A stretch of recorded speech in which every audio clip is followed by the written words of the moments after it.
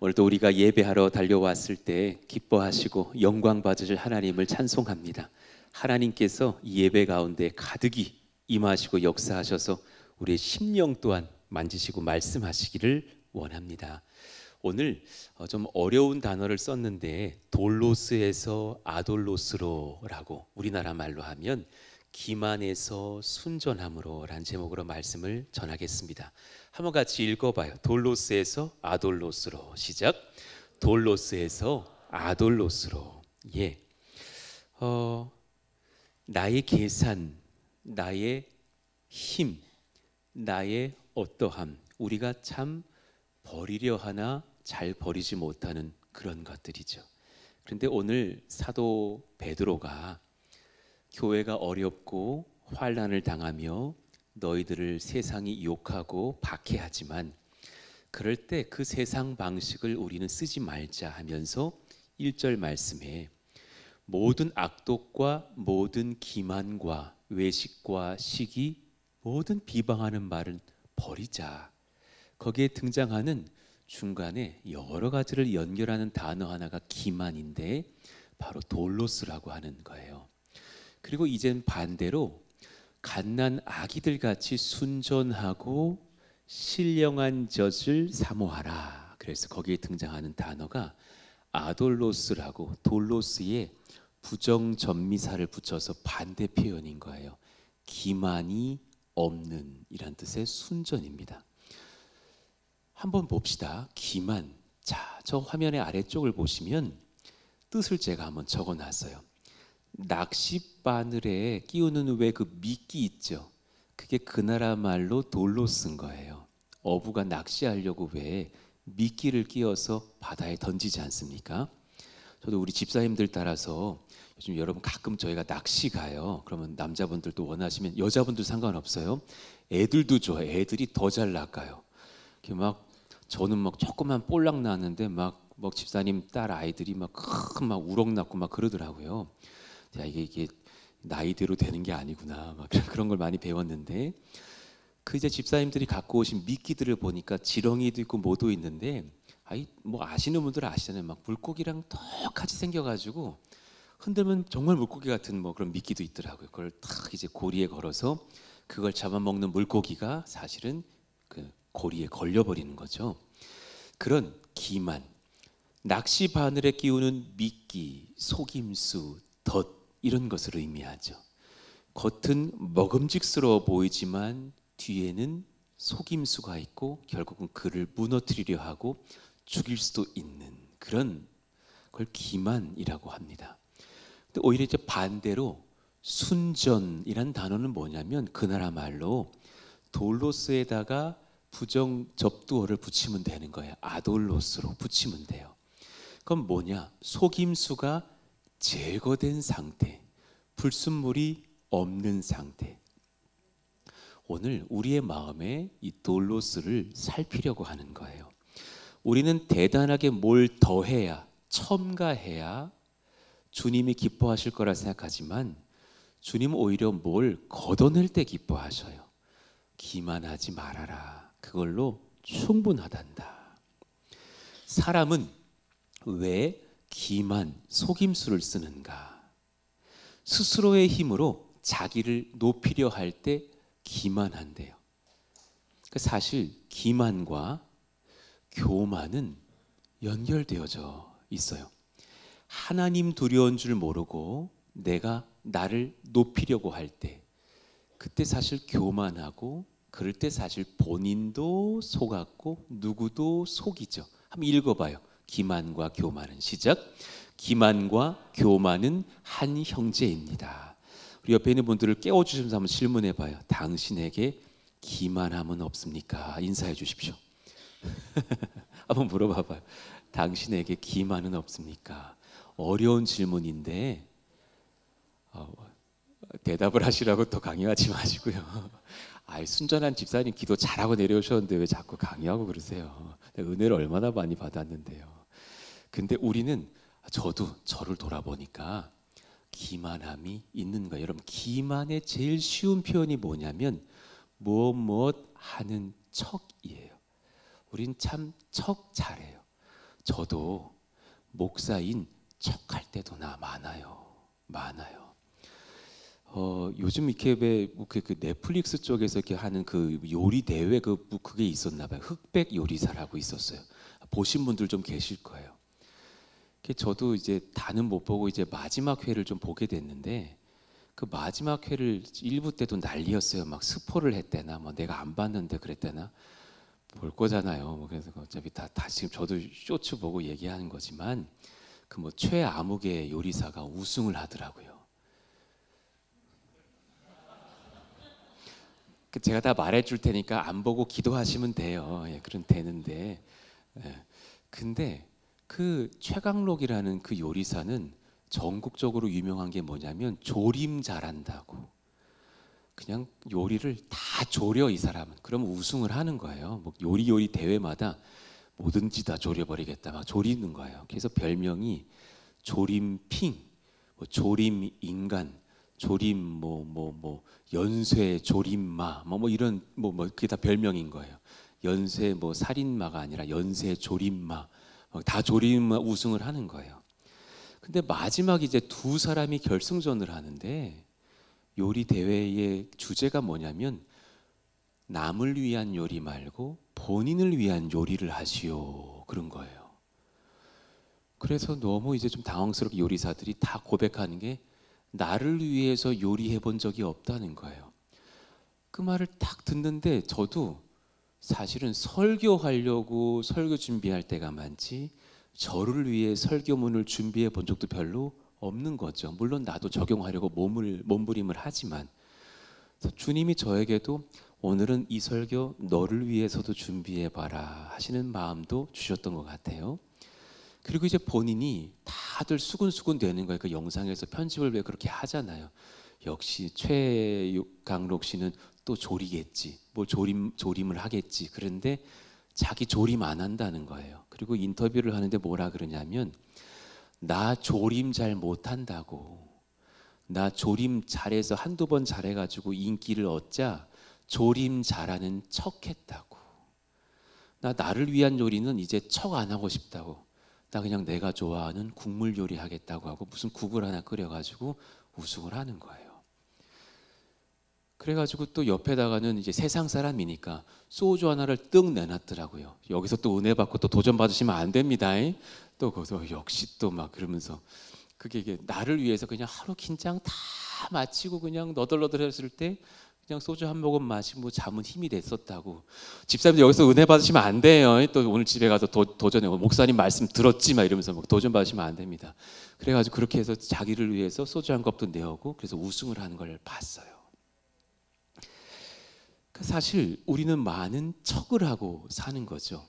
그 척을 한번 오늘 돌아보는 시간이 있었으면 좋겠고, 나도 그렇고 우리 성도님들도 얼마나 그러할까 생각이 들면서 오늘 말씀이 참 깊은 위로가 되기를 바라는 마음이에요.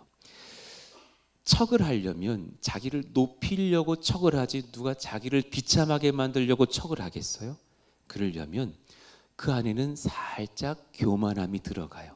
교만은 결국 기만과 형제예요. 오바댜 1장 3절, 너의 마음의 교만이 너를 속였도다. 교만은 먼저 자기부터 기만에 당하고 들어가면서 누군가도 기만하는 거예요. 바위 틈에 거주하며 높은 곳에 사는 자요. 되게 아이러니하죠. 바위 틈에 있는데 높은 곳에 살려고 한대요. 숨으려고 하지만 높이고 싶은 마음이 우리 안에 있어요. 기만이라 그러죠. 한번 파란색 문장 말씀 읽어봐요. 시작. 내가 마음에 이르기를 누가 능히 나를 땅에 끌어내리겠느냐 하니 라고 말하지만 본인 두렵고 숨을 곳 찾아서 바위 틈에 산단 말이에요. 속이고 있는 거죠. 우리 인간의 마음이 그래요. 그 심중의 본심은 하나님 되려는 야망이에요. 기만의 그의 원조는 에덴 동산에서 일어났어요. 사탄이 뱀의 형태로 와서 하와와 아담을 유혹했잖아요. 그 본심은 뭐냐면 너가 하나님처럼 될 수 있다라고 속이는 거예요. 너 더 높아질 수 있어. 왜 예배 드리러 오니? 예배 받아. 너 대상자가 될 수 있어. 창세기 3장 5절 말씀.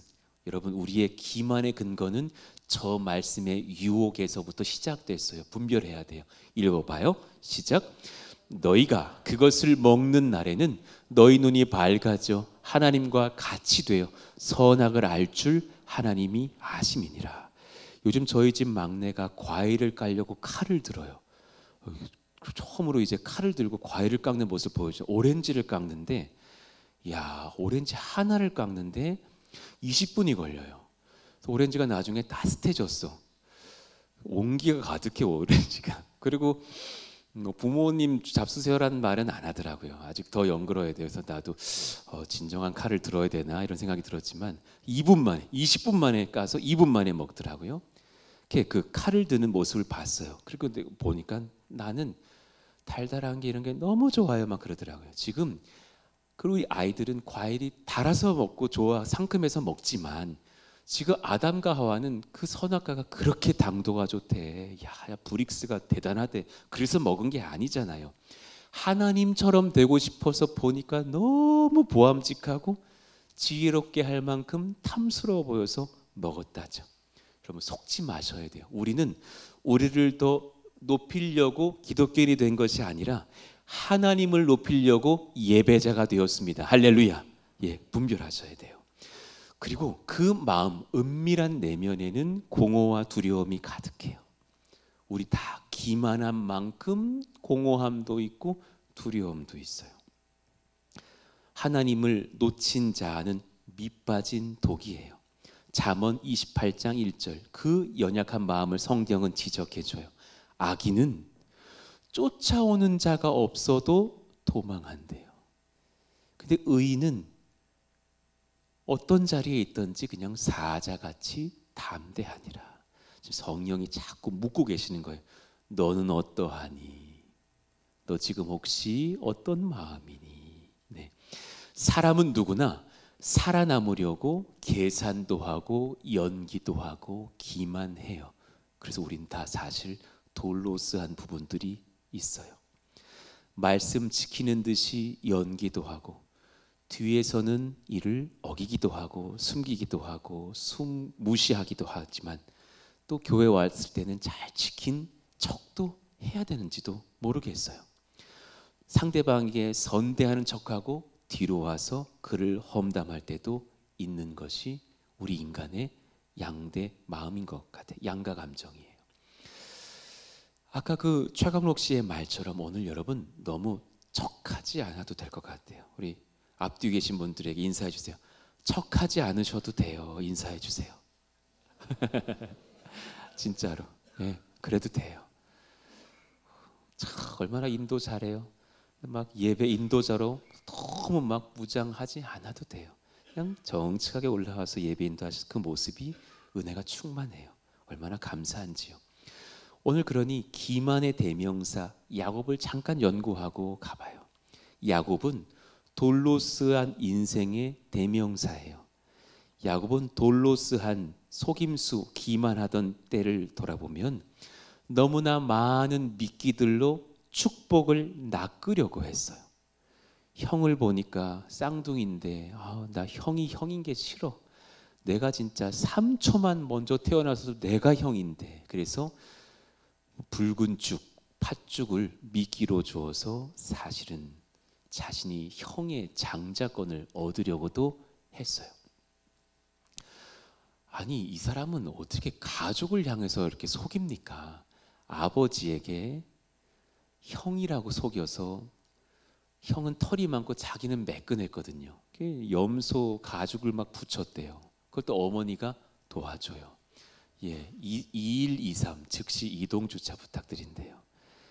그리고 또 염소 가죽이 뭡니까? 성경을 또 보면 그 외에 형님이 입었던 좋은 의복까지도 입고서 아마도 뭐 아버님이 선물해 주던 옷일 수도 있겠죠. 그걸 입고서 들어가 축복을 쟁취해 갖고 나와요. 아버지도 속이고 형도 속였던 인생. 결국 그에게 남았던 것은 20여 년간 도망자로 살았어요. 형이 쫓아올까 두려워했어요. 형이 되뇌이는 말을 어머니가 듣고 피신시키죠. 내가 동생을 만나면 죽이리라. 이 말을 듣고 20여 년간 도망하며 삼촌 라반 집의 땅으로 가서 그 딸들과 연합하면서 살아가죠. 돌로스의 인생에서 어떻게 아돌로스의 인생으로 살아갈 수 있을까? 기만의 인생에서 어떻게 순전함으로 나아갈 수 있을까?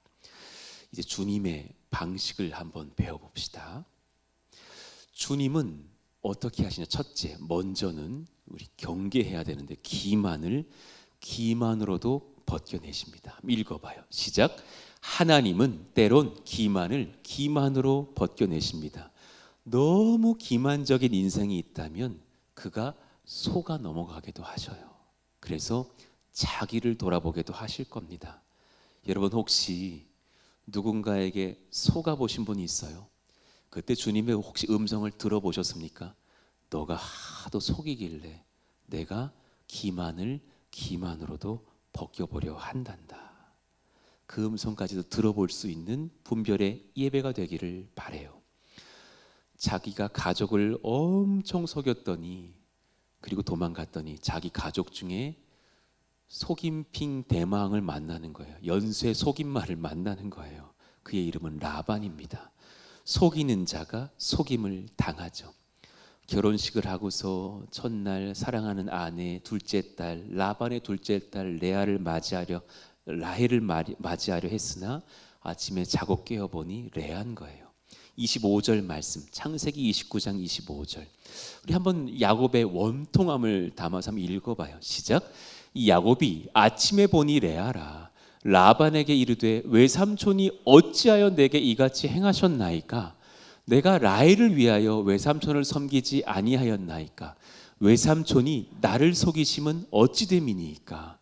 연기는 제가 안 되지만 제가 교회 연극 너무 싫어했거든요. 저 나중에 누구라도 저 연극에 넣지 마세요. 난 너무 힘들어요. 한번 해볼게요. 외삼촌이 나를 속이심은 어찌 됨이니까? 힘들어요. 하도 목회가 쉽지 않습니다. 여러분 그때 주님 뭐라 하실까요? 너는 너의 아버지를 속였잖아. 너는 너의 형님을 속였잖니. 네가 할 말이니. 너는 당하면 안 되고 너는 저질러도 되는 것이냐. 주님은 때론 기만으로 벗겨내시기도 하시죠. 나의 타인을 향한 기만이 얼마나 뼈저린 아픔이었겠는지는 본인이 당해보면 알죠. 두 번째, 하나님은 우리의 치밀한 계획을 의미 없게 만드시기도 하셔요. 그런데 그 와중에도 은혜를 놓치지 않으십니다. 한번 읽어봐요. 두 번째 줄, 그 와중에도. 시작. 그 와중에도 하나님께서 우리를 친히 보호하심을 깨닫게 하십니다. 여러분 우리는 보통 치밀한 계획을 세우는 분들이 기만도 잘해요. 아주 막 그냥 계획 많고 머리 좋으신 분들 여기 많잖아요. 야곱은 라반과 미스바에서 언약을 맺으면서 추격해오던 삼촌 라반을 돌려보낸 뒤에 딸들과 자식들과 여러 재산들을 가지고 앞으로 나아가다가 조만간 에서의 군대 400명이 나에게 오고 있다는 소식을 듣게 돼요. 31장에서는 라반이 추격해왔고 32장에서는 에서가 추격해오는 상황인 거예요.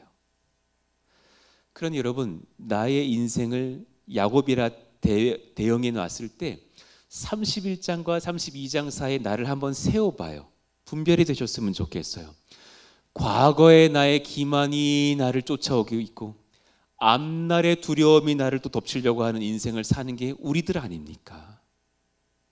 과거가 연약한 게 있죠. 그 죄가 나를 침노할까 봐 두려워하면서 엄폐하고 살아야 되는 것도 우리 인생일지 모르겠고 앞날을 생각하면 두려움이 너무 많은 거죠.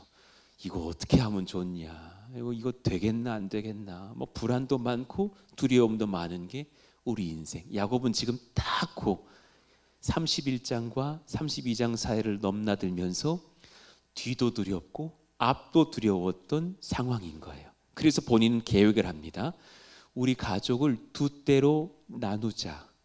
그래서 한 떼가 공격을 당해서 잃어버리더라도 남은 한 떼를 살리자 하면서 본인의 동행자들, 가족들, 소유, 양, 소, 낙타 뭐 이런 것들을 두 떼로, 영어로 보면 two camps라 그래요. 두 캠프로 나눠요. 에서가 와서 한 떼를 치면 남은 한 떼는 내가 대피시키면서 보존하리라. 분산, 요즘 말로 분산 투자한 거죠. 그런데 2단계 또 한 단계 더 합니다. 계획이 아주 치밀하죠. 가족을 사랑하는 순서대로 다르게 배치해요. 참 이거 문제인 거예요. 여기 사랑하는 부모님들, 자녀들 공히 평등히 다 사랑해 주시기를 원합니다. 애들은 애들이에요. 그 아이 30세 돼도 애들은 애들이에요. 큰애에게 뭐 하나 사주셨으면 동생도 사주셔요. 예, 그게 애들에게 평안하고 좋아요. 하나이만 오로지 잘해주는 것 좋지 않고, 하나이만 미워하는 거 아이들을 병들게, 서로를 병들게 할 수도 있답니다. 야곱은 최전방에는 여종들과 그들의 자식, 비라와 실바의 자식들을 배치해요. 뭡니까? 이거 무슨 뭐 전쟁 나면은 왜 강원도에 있는 군사들이 먼저 좀 희생당하면 이제 후반부에서 막 올라가고 뭐 그런 겁니까? 중간에는 레아와 그 자식들을 둬요. 그리고 제일 후방에 자기가 가장 아꼈던 라헬과 요셉, 그때는 베냐민이 없어서 요셉을 둬요. 그리고 맨 뒤에 자기가 나아갑니다. 굉장히 아버지답지는 못한 모습을 보여주죠. 그런데 그 계획보다 더 앞서서 하나님의 은혜를 경험하게 되고, 너의 계획 별로 의미 없어, 나의 은혜를 너가 누리기를 원한다라는 체험을 해요. 그게 바로 마하나임 땅에서 하나님 군대를 만나는 장면이 먼저 있었던 경험이에요. 32장 1절 2절 한번 봅시다. 읽어봐요. 시작. 야곱이 길을 가는데 하나님의 사자들이 그를 만난지라. 야곱이 그들을 볼 때에 이르기를 이는 하나님의 군대라 하고 그 땅 이름을 마하나임이라 하였더라. 우리는 잘 모르고 지나가지만 마하나임에 하나님의 군대라는 뜻이 마하이에요. 그런데 아임이 붙으면 그것이 두 패로 나눠졌다라는 분류의 의미예요. 그러니까 예를 들어서 사과 2박스 주세요 할 때 그렇게 붙이잖아요. 그런 것이 나임이에요. 마하나임이라는 것은 하나님의 두 군대라는 뜻이에요. 그러니까 성경학자들은 많은 논쟁이 있었던 단어기도 합니다. 무슨 말이냐? 야곱은 본인 때를 두 때로 나누고 앞으로 나아가려고 하는 그런 시간 바로 직전에 그걸 미리 아시는 주님께서 하나님의 군대를 보여주셨던 것 같아요. 분명히 야곱은 하나님이 보내주신 어떤 무리들이었는지 우리는 지금 잘 모르겠지만 하나님의 군대라고 명하면서 감격하여 이름을 그 땅에 마하나임이라 했다라는 거예요. 왜 그런데 두 군대라고 했을까? 어떤 신학자들은 하나님의 일행을 한때로, 야곱의 일행을 한때로 보아 마하나임이라 했을 것이다. 저는 다른 신학자들의 주장을 동의해요. 하나님의 군대가 두 진영으로 나누어서 야곱 일행을 돌봤을 것이다. 하나는 앞에, 하나는 뒤에 있을 것이다. 왜냐하면 보통 내기 마하나임이라고 했을 때는 본인을 지칭한 게 아니라 그들을 지칭한 표현이거든요. 저는 후자를 지지합니다. 이미 하나님께서 너 두 때로 나눌 필요 없다. 내가 두 때로 나눠서 너를 지킬 거야. 여러분 지금 이 음성 하나님께 여러분의 이야기로 들으셔야 돼요. 너 지금 고민하고 애쓰고 아동바동 너무 힘겨울 필요 없다. 나의 군대를 내가 두 때, 세 때, 네 때로 나눠서 너를 보호할 거야. 할렐루야. 너의 앞에도 뒤에도 옆에도 우방 측방 좌방에도 다 하나님의 군대가 너를 지킬 거야. 평안할지어다. 할렐루야. 예, 그 은혜를 지금 주신다라는 거예요. 그리고 그렇게 감격하면서 마하나임이라고 이름 부르고 예배하는 마음으로 다음 발걸음을 내딛었지만 조금 뒤에 형의 소식을 들으니 다시 마음이 무너지는 것이 야곱, 어쩌면 우리들의 인생인지도 몰라요. 주님은 약속하셨어요. 내가 너를 앞뒤로 둘러싸 지킬 것이라. 시편 139편 5절 말씀입니다. 크게 한번 선포합시다. 시작. 주께서 나의 앞뒤를 둘러싸시고 내게 안수하셨나이다. 이 은혜를 믿고 평안하시기를 축원합니다. 예, 아멘입니다. 이것은 앞뒤라는 것은 성경에 보면 과거와 미래에 대한 메시지인 것으로 받으셔도 충분해요. 사랑하는 내 아들아, 염려하시는 분들 잘 들으셔요. 너의 과거의 잘못도 나의 보혈이 다 덮었단다. 염려하지 말아라. 너의 미래의 두려움과 근심과 연약함들도 내가 다 덮을 것이다. 너무 저에게 주시는 제가 먹어야 될 요리와도 같은 말씀이었던 거예요. 나의 과거의 연약함이 나를 붙들 때가 너무 많아요.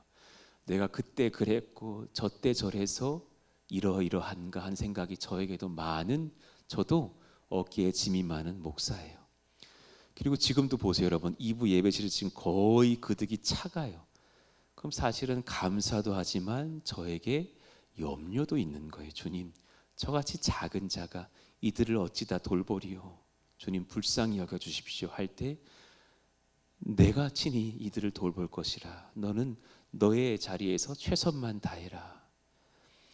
오늘 아침에도 이렇게 제가 1부 예배 준비하면서 좀 출출해가지고 이렇게 보니까 피자 한 조각이 이렇게 교회에 이렇게 남아있더, 제 방에 남아있더라고요. 어제 먹다 남은 거에서 그걸 이렇게 오븐에 넣고 이렇게 돌렸어요. 렌즈도. 그런데 그 주변에 있었던 교회 학교 아가들이 그 냄새를 맡고 방문을 두드리는 거예요. 굉장히 당황스러웠어요. 그래서 막 아이 하나가 알더니 야, 목사님 방에서 좋은 냄새가 나. 그러더니 6 아이를 이렇게 몰고 온 거예요. 그래서 내가 들어와라 들어와라. 그 아이가 해맑게 묻는 거예요. 목사님 방에서 왜 피자 냄새가 나요? 그래서 그래 나누라고 하나보다 해서 내가 또 나 그런 거 나 좋아하거든요. 그래서 냉동고에 구이 모셔놨던 피자 한 판 빨리 데워가지고 애들 다 잘라주고요. 목사님 저는 목이 메어요. 우유를 좀 주셔야겠어요. 엄마가 콜라 같은 건 먹지 말라 그랬어요. 그래서 우유가 또 있어. 우유를 막 잘라서 목사님 왜 우유가 이렇게 있어요? 그랬더니 내가 장난으로 목사님 소 키워. 그랬더니 정말 그 아이가 진짜요? 그 소는 어디 있나요? 이게 너무 해맑아도 너무 해맑아. 그래서 이 아이들이 나가면서 무서운 말을 던지고 나왔어요. 다음 주에 또 올게요. 너무 긴장이 되는 거야. 하나님, 교회 학교의 부흥은 너무 감격스러운데요. 이 아이들이 지금 우리 방에 내가 오지 말라는 얘기가 아니, 오해하지 마시고요. 그게 아니라 이렇게 아이들 6명 아이들도 한 번에 이렇게 사랑스럽게 만나고 가지만 이 아이들이 나중에 600명이 되고 6,000명이 되고 하면 이 아이들 우리가 어떻게 섬길 수 있습니까? 우리 감당할 만한 마음을 주셔요. 기도하게 되는 거죠. 너무너무 사랑스러운 성도님들과 여러분들의 자녀들을 볼 때 저는 사실은 내 인생에서 내 입장에서 보면 나의 연약함 때문에 두려움이 많거든요. 그런데 하나님이 하시는 말씀 느꼈어요. 염려하지 마라. 너의 앞길, 너의 과거, 너의 현재 내가 책임질 것이라. 할렐루야. 얼마나 감사한지. 그런데도 에서의 소식을 듣는 거죠. 32장 6절에 보니까 신하들이, 사자들이, 종들이 말해주는 거죠. 형님의 주인의 형 에서께서 그냥 지금 오고 있다. 400명을 거느리고 온다고요. 그리고 분명히 성경은 400명의 군대가 온다고는 말을 하지 않아요. 그런데 400명이 온다는 말에 마음이 무너져 버리죠. 사실 저 400명은 복받은 증거입니다. 분명히 이삭에게 복 주셨잖아요. 너의 자녀들이 내가 아브라함에게도 언약했다. 충만하게 범성하고 퍼질 것이다. 그러니 물론 에서의 자식이 400은 아니었겠지만 자식도 얻고 아내도 얻고 번성하면서 여러 공동체를 거느리고 오고 있는 형통의 모습을 또한 보고 있는 거죠. 그런데도 본인의 과거의 죄가 많으니 너무 두려운 거예요. 그리고 나서 본인이 때를 나누고 여전히 마하나임의 군대를 의지하지 못하는 모습을 보고 주님께서 이제 더 깊은 치료로 들어가셔요. 그건 뭐냐면 야복 강가에 홀로 남기시는 사건이에요. 때로 주님께서 우리 돌로스를 벗기시려고 홀로 두시고 홀로 만나 주셔요. 한번 고백해봐요. 종종 홀로 주님 만나야 합니다. 시작. 여러분, 우리 현대인들의 연약함은 이 시간이 너무 부족해. 인정하죠. 주일 예배 오는 건 익숙해져 있고 당연히 나의 거룩한 습관이야. 그런데 주중에 홀로 주님 만나는 시간 찾기가 참 어려운 거예요. 근데 주님은 그런 우리가 그러지 못해 기만이 많은 것을 하시고 때로는 홀로 두시고 만나 주시는 것을 봐요. 예, 하나님의 방식이죠. 돌로스 인생에서 아돌로스의 은혜로 변화시키기 위해 주님은 영적 긴장의 시간도 맞게 하셔요. 그리고 주님께서 은밀히 찾아오셔서 이제 씨름을 시작하십니다. 벌거벗은 단독자로 서서 하나님과 마주하는 성도 정말 복됩니다. 친히 찾아오시는 아버지, 구원의 하나님 예수 그리스도십니다. 창세기 32장 24절 이유를 봅시다. 야곱은 홀로 남았더니 어떤 사람이 날이 새도록 야곱과 씨름하다가, 분명히 천사라고 하지 않았어요. 누가 봐도 사람이에요. 어떤 사람이 갑자기 찾아와서 다짜고짜 야곱과 붙고 그와 씨름하게 되었어요. 그런데 그분이 자꾸 지는 거예요. 25절, 자기가 야곱을 이기지 못함을 보고 그가 야곱의 허벅지 관절을 치매 야곱의 허벅지 관절이 그 사람과 씨름할 때 어긋났더라. 예, 조금 아이러니하긴 하죠. 힘없는 사람이 막 뼈를 막 빼고 막 그럴 만한 힘이 있었을까요? 사실은 저주셨다라는 걸 알게 되는 누군가라고 생각할 수 있죠. 26절, 이제 그분이 떠나려고 합니다. 그가 이르되 날이 새려하니 나로 가게 하라. 그랬더니 야곱이 뭐라 합니까? 당신이 내게 축복하지 아니하면 가게 하지 아니하겠나이다. 여러분, 지금 굉장히 야곱스러운 거예요. 그는 발꿈치를 잡고 태어난 자라고 해서 발꿈치를 붙잡다라는 뜻이 이 야곱 제이콥이거든요. 지금 이 사람의 발꿈치를 붙잡고 안 놓고 있는 거죠. 나 좀 가게 하라. 그랬더니 그분이 누군지는 잘 모르겠지만 보통 분은 아니란 걸 알았고, 못해도 아까 마하나임 군대가 만난 것처럼 하나님이 보내신 어떤 존귀한 천사 이상은 되는 것까지 느껴져서 내게 축복하지 아니하면 절대로 당신 못 갑니다 하면서 그를 붙잡고 씨름하고 있는 거죠. 그는 그동안 자기 가족들과 씨름했죠.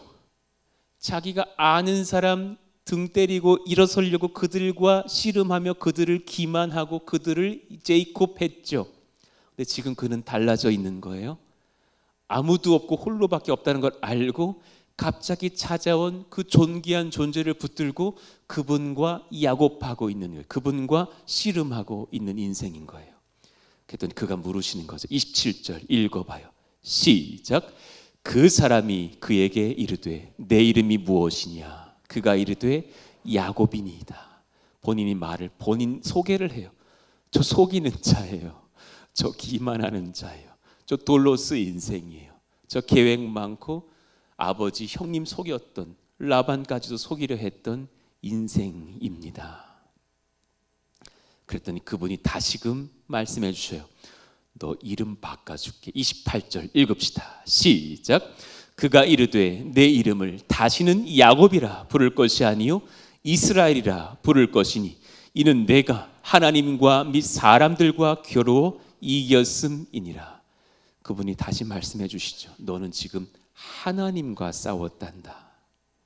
그리고 너 다시는 사람들과 겨룰 필요 없단다. 내가 너가 만날 사람들보다도 더 머리 되게 해줄 거거든. 너는 이제부터 이스라엘이야. 자, 다시 한번 이름 연구 좀 들어가 봐요. 굉장히 중요한, 이제 졸다가 깨셔야 돼요. 이건 듣고 가셔야 돼요. 잘 들으면 피자 구워드릴게요.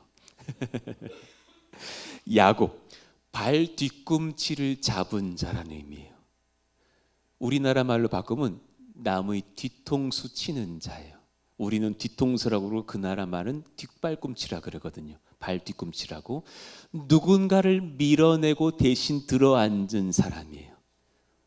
우리 이야기 아니에요. 우린 다 적은 자리에 그 자리 차지하려고 아둥바둥. 교회가 나에게 그 자리에 앉으면 섭섭하기도 한, 우리는 그런 인생을 살아요. 야곱의 태생적 기질이 그랬어요. 이건 야곱만의 얘기를 하는 게 아니라 우리네들이 그렇단다, 그렇지 않느냐 하시는 주님의 음성 같아요. 우리는 누구의 뒷발꿈치를 잡으려고 해요. 남을 끌어내려야 내가 사는 인생이 참 요즘 현대인 것 같아요. 또 그럴싸한 것으로 참 척 잘해요. 나이 들수록 잘해요. 50대 60대 되면 화 한 번 안 내고 상대방 능멸할 수도 있어요. 수가 좋으니까요. 우린 척도 잘하고 기만할 수도 있어요. 그러니 결론적으로 야곱의 이름은 돌로스 그 자체입니다. 그의 이름은 결국 기만이에요. 그런데 그를 이제 홀로 두셨다가 한 분이 찾아가요. 더 이상 기만할 사람 다 빼시고 축복하시려는 하나님, 예수 그리스도께서 직접 가셔서 그와 씨름하시는 거예요. 그리고 이름을 선물하셔요. 이스라엘. 이스라엘은 크게 두 가지 의미가 있어요. 첫 번째, 우리가 잘 아는 것처럼 하나님과 겨루어 이긴 자. 그렇지만 정말 원 의미, 하나님이 다스리신다라는 의미예요. 자, 보세요. 지금 이스라엘의 어근을 분석해 보면 여러분이 상세히 연구할 필요까지는 없지만 하나님과 끈질기게 겨루어 매달리고 있는 상태에서 나온 이름이에요. 이것은 대단히 중요한 영적인 의미가 있어요. 너 야곱이니? 너는 지금까지 맨날 다른 사람 싸우고 다리 걸고 넘어뜨리면서 기만했던 인생이니? 너 나에게 와라. 나랑 겨루자. 너 다른 사람과 겨루지 마. 나랑 겨루자. 항상 져줄게. 나랑 겨루고 나와 함께하며 나를 붙들고 끈질기게 매달려 있기를 원한단다. 그렇다면 너의 돌로스는 아돌로스로 바뀔 거야. 우리는 주님께 매달리지는 못하고 다른 사람 넘어뜨리려고 할 때가 많은 인생을 살고 있지 않습니까? 누군가는 또 나를 그렇게 대하려고 할 것이고요. 문법적인 해석을 정리해 보면 이렇게 말씀을 정리할 수 있어요. 잘 마음에 담아 보셔. 첫 번째는 하나님과 겨루어 이겼다. 그러나 속내는 주님 이걸 알길 원하시는 거잖아요. 읽어봐요. 하나님께 시작. 하나님께 필사적으로 매달려 하나님의 승리를 얻어내었다. 주님이 원하시는 예배자의 자세, 기만을 버리고 아돌로스한 순전한 예배자의 모습이 저 동그라미 2번의 모습인 줄로 압니다. 우리 이렇게 살아야겠어요. 다시 들어보셔요. 하나님, 제가 이제 세상 살려고 아둥바둥 돌로스 하지 않고 주님께 필사적으로 매달릴 줄도 알며 하나님의 승리를 선물 받는 이스라엘 되겠습니다. 할렐루야. 그러하기를 원합니다. 주님의 말씀입니다. 그러니 이 야곱 기사는 승리의 역설을 보여줘요. 패러독스가 하나 있어요. 이스라엘이라고 이름 받고 야곱은 승리를 얻었는데 그때부터 절어요. 잘 걷던 양반이 그때부터 절어요. 왜냐하면 예수님이 그의 환도뼈를 내리치셨거든요. 엉덩이와 허리 사이에 있는 그 고관절 뼈를 치셔서 약간 다리 빠진 채로 사는 인생 됐어요. 우리 소위 그러잖아요. 뭐 건강 운동하시는 분들 꼭 이 말 들어봤잖아요. 코어가 건강해야 된다고, 뭐 허리 좋아야 된다고, 그러면 허벅지 근육, 허리만 탄탄해도 장수한다고, 뭐 자전거 타시고 앉았다 일어났다 하시죠. 그걸 딱 때리신 거예요. 너 네 코어 나에게 줘라. 나에게 항복해라. 그럼 너 진정한 승리를 얻을 수 있어. 그때는 돌로스가 없을 거야. 너 정말 내 안에서 아돌로스 할 수 있단다. 일부 예배를 마치고 어떤 분이 목사님과 함께 기도했던 에이라라는 그것이 지금 안 되었다라는 소식을 들었습니다. 그리고 주님이 저희가 예배 중에 말씀 주셨어요. 그거 너의 돌로스니까 평안해라. 내가 직접 그 직장 자리 옮기지 않게 해주더라도 내가 너를 아돌로스 해줄게. 위로받고 갑니다 하고 가시는 모습을 봤어요. 질문할게요. 그 씨름하셨던 분 누굴까요? 성경은 말씀해요. 그분 예수님이세요. 30절에 야곱은 나중에 알게 됩니다. 그곳의 이름을 브니엘이라고 해요. 참 야곱은 길 가다 그 땅 이름 많이 져요.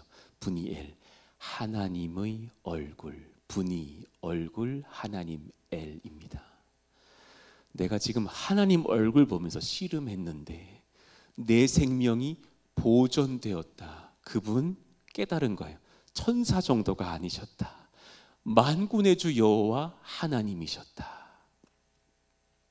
저도 그렇게 주장하지만 로이드 존스 목사님도 스펄전도 에드워즈도 칼빈도 창세기를 주애하다가 이 32장에서 야곱과 씨름한 분은 예수님이시라고 설교합니다.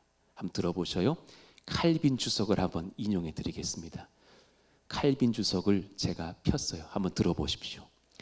야곱은 그가 하나님임을 인정했습니다. 그는 예수님이십니다. 골로새서 1장 15절의 말씀처럼 예수님께서는 보이지 아니하는 하나님의 유일한 형상이시요 모든 피조물보다 먼저 나신 이시니 야곱에게 충분히 먼저 나타나실 수 있는 분이십니다. 성자 하나님께서 사람의 형상을 입으시고 구약의 성도들에게 나타나신 것은 장차 그리스도 안에서 이루어질 하나님의 육체 되심, 성육신의 서막이었습니다. 예수님은 야곱을 시험하시고 구원의 은혜에 나를 맡기는 길을 깨닫게 하시기 위해 마치 사람처럼 그와 친히 겨루셨습니다. 이제 이 설교를 마무리 지어가면서 다시 베드로전서 1, 2절까지 묵상해 봤다면 3절 이후로 갑시다. 거기서 또한 베드로도 우리를 예수님께 인도하고 있거든요. 다시 베드로전서로 돌아와 2장 3절 봅시다. 참 감격스러운 고백입니다. 너희가 주의 인자하심을 맛보았으면 그리하라. 지금까지 여러분께 보내주신 하나님의 마나임을 한번 묵상해 보십시오. 하나님의 얼굴을 보았던 브니엘 땅들의 경험들을 생각해 보십시오. 그렇게 은혜를 받고도 우리 또 월요일 날 새 하루를 시작할 때 또 다른 나의 두 진영을 나누려고 분주하지 않습니까? 그러지 않아도 된단다. 주의 인자하심을 맛보았으면 이제 너희도 아돌로스 하라. 그리고 바로 예수님을 소개하시죠. 4절, 5절 말씀 읽어봐요. 참 이 말씀 읽다가 저도 많이 눈물 짓고 기도했습니다. 제게 주신 말씀이었습니다. 읽읍시다. 시작. 사람에게는 버림바가 되었으나 하나님께는 택하심을 입은 보배로운 산돌이신 예수께 나아가 너희도 산돌같이 신령한 집으로 세워지고 예수 그리스도로 말미암아 하나님이 기쁘게 받으실 신령한 제사를 드릴 거룩한 제사장이 될지니라. 할렐루야. 주님이 저희가 이 문장의 말씀을 여러 번 읽고 기도하고 묵상할 때 말씀 주시더라고요. 야곱은 골반뼈 탈골된 정도였으나 나의 아들은 너를 아돌로스로 바꾸기 위해서 온몸이 찢김당하고 십자가에 못 박히사 비참하게 죽지 않았느냐. 그분은 정말 아돌로스한 분 중에 아돌로스 했는데 돌로스한 자들 중에 최고 돌로스한 자로 평가받아 그리 되지 않았느냐. 우리를 위해 죽임당하신 아돌로스한 하나님의 아들의 품 안에 있거라. 그럼 너도 이제 아돌로스 할 것이다. 순전할 것이다. 너는 과거에 버림받은 돌 같았으나 그래서 애써 산돌인 척했지만 이제 그럴 필요 없지 않느냐. 산돌이 너의 위에 있으니 너 또한 산돌 된 것이 아니냐. 주의 음성 잘 들으시기를 원합니다. 한국의 지성 하면 누굽니까? 저는 얼마 전에 돌아가셨지만 이어령 씨를 꼽아요. 저는 약간 옛날에 책 중독 정도로 책을 좋아했습니다. 약간 활자 중독 같은 것도 있었어요. 왜 그런 거 있죠? 신문 보면 끝까지 봐야 되는 거. 그런 게 저 약간 증상이 있었는데 제 비전이 막 도서관인 저 책 내가 다 읽으리라 막 이런 거 그런 증상이 있었는데 그래서 사실 이어령 씨를 되게 사실 좋아했어요. 그분 책이 참 깊고 그분의 지하 서재에 있다라는 오만 권이 너무 탐나고 그분은 자기도 자기를 그렇게 생각할 때 그 지성을 너무 사랑했던 인물이라고. 그런데 그의 젊을 때 보면 그분 기독교 비판 많이 했거든요. 자기가 지식으로 분석해 봤을 때 기독교는 허구일 확률이 너무 높다라는 거예요. 그는 이성적 야곱이었죠. 그의 돌로스는 그런 거였어요. 그런데 그의 분이엘은 어딥니까? 주님께서 그 딸을 사용하셔요. 딸이 주님 만나서 이민아 씨가 목사님 돼요. 아버지는 기독교를 비판하는데 딸은 목사님 돼서 복음 전해요. 그러다가 딸에게 병이 와요. 눈도 잘 안 보여. 실명 위기였다가 아버지 예수님 꼭 믿으세요. 그리고 죽어가요. 그리고 딸이 죽기 전 그는 예수님을 영접하고 딸을 먼저 주님께 올려보냅니다. 그리고 그는 위대한 책 한 권을 마지막에 남겨요. 여러분 꼭 한번 읽어보셔요. 지성에서 영성으로 자기를 완전히 바꿔냈던 고백을 하는 거예요. 그 책에서 자기가 이렇게 적어 놓습니다. 나의 인텔리전스는 오만이었습니다. 나의 지성은 교만의 화신이었다고. 나는 이제 주님을 만나 영성의 길을 조금씩 배워갑니다 하다가 주님께로 가셨어요. 그의 글을 보면 그 앞에 글들은 참 분석적인데 뒤로 갈수록 예수님 믿고 나면 그 글은 참 아이처럼 순전하신 것을 많이 봐요.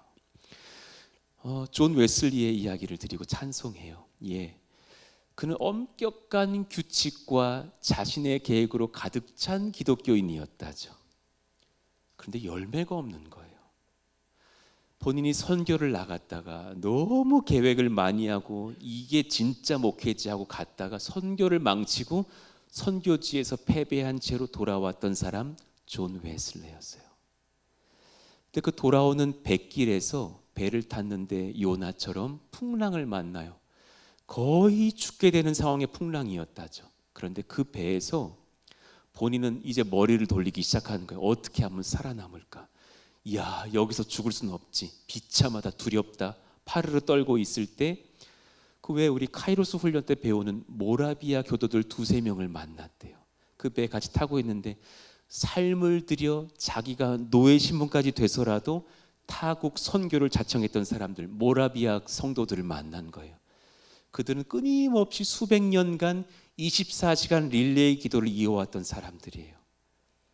여러분 다음 주 제가 금요일까지 제주도에 있어요. 훈련 받고 와요. 그때 여러분 이 새벽 강단도 좀 지켜주세요. 우리 이 시대의 모라비안도 되어주시기를 바래요. 근데 그 사람들이 풍랑을 만났는데 웃고 있더래요. 우리 이제 곧 하나님께 가나 봅니다. 그날이 왔습니다. 막 웃으면서 예배하고 찬송하고 기뻐하면서 누군가를 막 전도도 하고 있더래요. 그들을 보고 웨슬리가 거꾸러진 거예요. 내 신앙은 가짜였구나 하면서 그 분이엘의 씨름을 그 배에서 하게 되었노라고. 그는 나중에 올더스게이트 거리에서 무명의 선교자의 설교를 듣고 완전히 자빠지죠. 그리스도께서 나의 죄를 사하셨습니다 라는 제목의 설교를 듣다가 나 거짓으로 회심했던 자라고 완전히 회심해 가면서 감리교를 세우는 리더가 되었죠. 여러분의 돌로스는 무엇입니까? 오늘 다 모으셔서 아돌로스 하신 주님께 맡겨드리고 씨름하고 승리하는 아돌로스한 이 시대의 야곱이 되시기를 축원합니다.